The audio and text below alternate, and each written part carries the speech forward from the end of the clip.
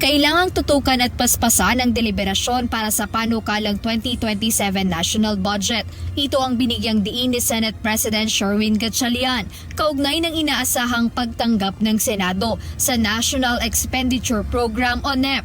So kung sunod-sunod na yung budget hearing and ini-expect namin mabigay sa amin yung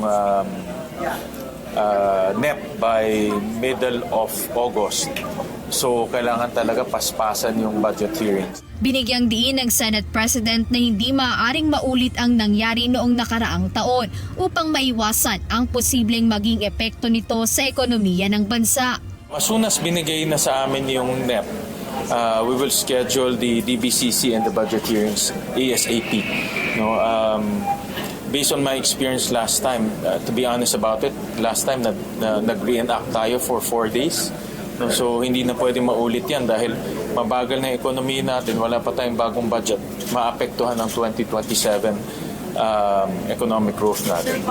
Ngunit dahil kasabay ito ng nagpapatuloy na impeachment trial ni Vice President Sara Duterte, nahaharap ngayon ang Senado sa kakulangan ng mga silid at pasilidad. Dahil dito, posible aniyang umarkila ang Senado ng ilang conference rooms sa Philippine International Convention Center o PICC para sa mga isasagawang budget hearings. Kino-cost out pa namin ngayon kasi ngayon ang available na committee rooms 3 lang dahil marami kaming committee hearings na gagawin.